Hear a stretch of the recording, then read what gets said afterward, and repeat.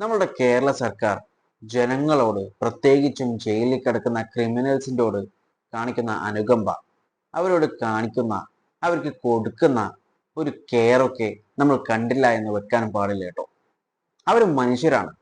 പക്ഷേ മറ്റു മനുഷ്യരുടെ റൈറ്റ്സിന്റെ മുകളിൽ കയറിയതിന്റെ പേരിലാണ് ഇവരൊക്കെ ജയിലിൽ കിടക്കുന്നത്, ശിക്ഷ അനുഭവിക്കുന്നത്. പക്ഷേ ഇവർ ശരിക്കും അവിടെ ശിക്ഷ അനുഭവിക്കുന്നുണ്ടോ? ഒരുപാട് പേർ ജയിലിൽ ലക്ഷറിയസ് ലൈഫാണ് ജീവിച്ചുകൊണ്ടിരിക്കുന്നത്. ഇപ്പോൾ ഇതാ കേരള ഗവൺമെന്റിന്റെ പുതിയ ഉത്തരവ് വന്നിട്ടുണ്ട്, അവരുടെയൊക്കെ വേജ് കൂട്ടണമെന്ന്. അത് ഡീറ്റെയിൽ ചെയ്യാം. അതിനു മുൻപായി ഇവർക്ക് എന്തൊക്കെ ഫെസിലിറ്റീസ് അവിടെ ലഭിക്കുന്നു എന്നുള്ളത്. ഒന്നാമത്തേത് VIP ട്രീറ്റ്മെന്റ് ആണ്. പുറത്ത് നിൽക്കുന്ന നമുക്ക്, അതായത് സാധാരണ ജീവിതം ജീവിക്കുന്ന നമുക്ക് പോലും ഇല്ലാത്ത പോലീസ് പ്രൊട്ടക്ഷൻ അവർക്ക് കിട്ടുന്നുണ്ട്. 24 hours പോലീസ് പ്രൊട്ടക്ഷൻ ആണ്. അവർക്കൊന്നും സംഭവിക്കാൻ പോലീസുകാർ സമ്മതിക്കില്ല. അത്രയും പ്രൊട്ടക്ഷനിലാണ് അവർ ജീവിച്ചുകൊണ്ടിരിക്കുന്നത്. 24 മണിക്കൂറും സർവൈലൻസ് പ്രൊട്ടക്ഷൻസ് ആണ്. രണ്ടാമത്തേത് ഫുഡിന്റെ കാര്യമാണെങ്കിൽ ലക്ഷറിയസ് ഫുഡ് തന്നെയാണ് കൊടുക്കുന്നത്.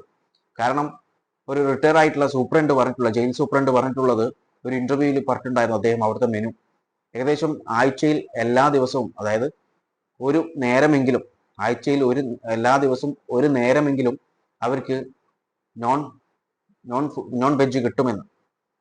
അതായത് ഒന്നെങ്കിൽ ചിക്കനോ അല്ലെങ്കിൽ മീനോ അങ്ങനെ എന്തെങ്കിലും ആയി അവർക്ക് ലഭിക്കുമെന്ന്. അതുപോലെ ബുധനാഴ്ചകളിലോ മറ്റാണെന്ന് തോന്നുന്നു സദ്യ, അങ്ങനെയുള്ള കാര്യങ്ങളാണ്. അതും ഫുഡ് എന്ന് പറയുമ്പോൾ നമ്മൾ പുറത്തുനിന്നൊക്കെ കഴിച്ചു കഴിഞ്ഞാൽ ചിലപ്പോൾ ഫുഡ് പോയിസൺ ഒക്കെ അടിച്ച് കിടക്കേണ്ടി വരും. പക്ഷേ അവർക്ക് അവിടെ ക്വാളിറ്റി ചെക്കൊക്കെ കഴിഞ്ഞ് ഫുള്ളായി പോലീസ് ഈ ഫുഡൊക്കെ ശരിക്കും പരിശോധിച്ചതിന് ശേഷം, അതായത് ചെക്കിംഗ് ഒക്കെ കഴിഞ്ഞിട്ടാണ് VIP കൊടുക്കുന്ന പോലെ ഫുഡ് നൽകിക്കൊണ്ടിരിക്കുന്നത്. പുറത്തുള്ള നമ്മളുടെ അവസ്ഥ നമുക്കറിയാം. ചില ഹോട്ടൽസിൽ നിന്നൊക്കെ കഴിച്ചു കഴിഞ്ഞാൽ ഫുഡ് പോയിസൺ അടിച്ച് ഹോസ്പിറ്റലോ അല്ലെങ്കിൽ 1-2 ദിവസം ബെഡ് റെസ്റ്റ് ഒക്കെ ആയിരിക്കും നമ്മൾ. അതുപോലെ ഒരു സാധാരണക്കാരൻക്ക്, ഒരു കൂലിപ്പണിക്ക് പോകുന്നവർക്ക് ഇതുപോലെ ജീവിക്കാൻ പറ്റുമോ? അതായത് ആഴ്ചയിൽ എല്ലാ ദിവസവും ഒരു നേരമെങ്കിലും നോൺ വെജ് ഫുഡ് ആക്കി കഴിക്കാൻ പറ്റുമോ? എൻ്റെ അറിവിൽ പറ്റില്ല എന്നാണ്. നിങ്ങളുടെ അഭിപ്രായം കമന്റ് ബോക്സിൽ രേഖപ്പെടുത്തുക. അതുപോലുള്ള മറ്റൊരു കാര്യമാണ് മെഡിക്കൽ. ഇവർക്ക് എന്ത് ഹെൽത്ത് ഇഷ്യൂസും വന്നു കഴിഞ്ഞാലും ഫുൾ ചെലവും അതിൻ്റെ എക്സ്പെൻഡിച്ചറൊക്കെ നോക്കുക ഗവൺമെന്റ് ആണ്. അവർക്ക് എന്ത് അസുഖം വന്നാലും ചികിത്സ ഒക്കെ ഗവൺമെന്റ് ആണ്. നമ്മളുടെ അവസ്ഥയോ? നമ്മൾ സ്വയം പണം ചെലവാക്കി പോയി ഹോസ്പിറ്റലിൽ കാണിക്കേണ്ടി വരും. ഗവൺമെന്റ് ഹോസ്പിറ്റൽ ആണെങ്കിൽ ഓക്കെ, പക്ഷേ പ്രൈവറ്റ് ആണെങ്കിൽ അവിടുത്തെ ഫീസും കാര്യങ്ങളൊക്കെ നമുക്ക് അറിയാവുന്നതാണ്. മെഡിസിൻ്റെ കോസ്റ്റ് വേറെ, എല്ലാം കൂടി ഒരു പൈസയാകും. പക്ഷേ അവിടെ യാതൊരു തരത്തിലുള്ള ചെലവുമില്ല. ഫുഡ് ഓക്കെയാണ്. അതുപോലെ ഹെൽത്ത് ഇഷ്യൂ ആണെങ്കിൽ അങ്ങനെ ഹെൽത്തിൻ്റെയും പ്രശ്നമില്ല. അങ്ങനെ മൊത്തത്തിൽ പറഞ്ഞു കഴിഞ്ഞാൽ നല്ല അടിപൊളി ലൈഫാണ്. പിന്നെ എങ്ങനെയാണ് ആളുകൾ അവിടെ പോവാതിരിക്കുക? അവിടെ അട്രാക്ട് ചെയ്യാൻ വേണ്ടിയിട്ടതാ പുതിയ ഒന്നും കൂടി കേട്ടു നോക്കാം. സംസ്ഥാനത്തെ തടവുകാരുടെ കൂലി കുത്തനെ കൂട്ടിയ സർക്കാർ. ശിക്ഷാ തടവുകാരുടെ പ്രതിദിന കൂലി 10 മടങ്ങ് വരെ വർദ്ധിപ്പിച്ചുകൊണ്ട് സർക്കാർ ഉത്തരവിറക്കിയിരിക്കുകയാണ്. 63 രൂപയുണ്ടായിരുന്ന വേതനം 520 രൂപയായും 127 രൂപ എന്നത് 560 രൂപയായും 152 രൂപ എന്നത് 620 രൂപയായും കൂട്ടിയിരിക്കുന്നു. 4 സെൻട്രൽ ജയിലുകളായി കഴിയുന്ന 3000-ലധികം തടവുകാർക്ക് ഈ ആനുകൂല്യം ലഭിക്കും.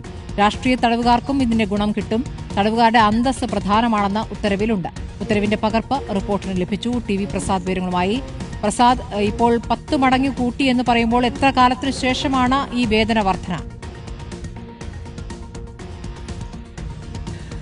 അശ്മതി, നമുക്കറിയാവുന്നതുപോലെ ജയിലിൽ ജോലി ചെയ്യുന്ന ജീവപര്യന്തം ശിക്ഷക്ക് വിധിച്ചവർക്കെല്ലാം അവർ ചെയ്യുന്ന ജോലിക്ക് ഒരു കൂലി കൊടുക്കുന്നുണ്ട്. പക്ഷെ അതൊരു നാമമാത്രമായ തുകയായിട്ടാണ് ഇത്ര കാലം കൊടുത്തിരുന്നത്. പല തവണകളായി കൂലി പരിഷ്കരിച്ചിട്ടുണ്ടെങ്കിലും അത് ഇതുവരെ അൺസ്കിൽഡ് ആയിട്ടുള്ള മറ്റ് പ്രധാനപ്പെട്ട തൊഴിലുകളൊന്നും അറിയാത്തവർക്ക് 63 രൂപ വരെയാണ് കിട്ടിയത്. ഓരോ തവണയും കൂലി കൂട്ടുന്ന സമയത്ത് നാമമാത്രമായ വർധന ആണ് ഉണ്ടായത്. 2018 അവസാനം ഇവർക്ക് കൂലി കൂട്ടിയത്. അങ്ങനെ അൺസ്കിൽഡ് ആയിട്ടുള്ള ഒരാൾക്ക് 63 രൂപ വരെയായിരുന്നു കൂലി കിട്ടിയതെങ്കിൽ അത് ഇപ്രാവശ്യം 520 രൂപയായിട്ടാണ് കൂട്ടിയത് എന്നുള്ളതാണ്.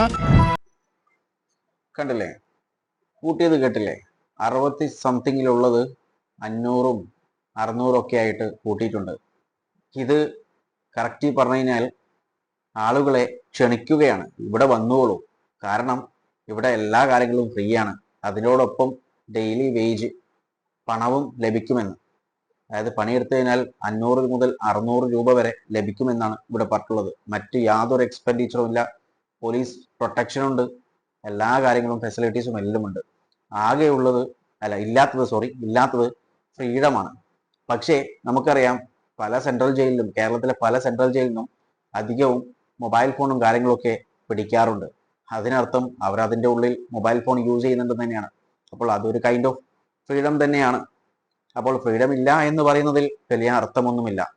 ഒരുപാട് പേര് ഇപ്പോൾ കമന്റ് ബോക്സിലും കാര്യങ്ങളൊക്കെ ആയി, അതുപോലെ വീഡിയോസിലൊക്കെ ആയിട്ട് പറയുന്ന ഒരു കാര്യം എന്ന് പറയുന്നത്, ഇത് സ്വന്തം പാർട്ടിക്കാർ ഒരുപാട് പേര് ജയിലിലുള്ളതുകൊണ്ട് അവർക്ക് ഒരു സമാധാനമായിക്കോട്ടെ, അവർക്കൊരു ആശ്വാസമായിക്കോട്ടെ എന്ന രീതിയിൽ കൂട്ടിയതാണെന്നും കൂടി പറയുന്നുണ്ട്. നിങ്ങളുടെ അഭിപ്രായം കമന്റ് ബോക്സിൽ രേഖപ്പെടുത്തുക. ഇപ്പോൾ പറഞ്ഞു വരുന്നത്, ക്രൈംസ് കൂടുന്നു എന്ന് പറയുന്നു. ഈ ജയിലുകൾ എന്ന് പറയുന്നത് ശിക്ഷിക്കാനും അതിലൂടെ അവർ ചെയ്തത് തെറ്റാണെന്ന് മനസ്സിലാക്കി കൊടുത്ത് അവരിനി തെറ്റ് ചെയ്യാതിരിക്കാനും വേണ്ടിയിട്ടുള്ള ഒരു സ്ഥലമാണ് ജയിൽ എന്ന് പറയുന്നത്. പക്ഷേ ഇപ്പോൾ അവിടെ പോയി കഴിഞ്ഞാൽ ആളുകൾക്ക് നല്ല ഫുഡും മറ്റു ഫെസിലിറ്റീസും കാര്യങ്ങളൊക്കെയും, അതിനോടൊപ്പം തന്നെ ഈ ഇപ്പം വേജ് കൂട്ടി ഇതൊക്കെയായി ആളുകൾക്ക് അട്രാക്ഷൻ തോന്നുന്ന രീതിയിലാണ് ജയിലുകളൊക്കെ ഇപ്പോൾ സജ്ജമാക്കിക്കൊണ്ടിരിക്കുന്നത്.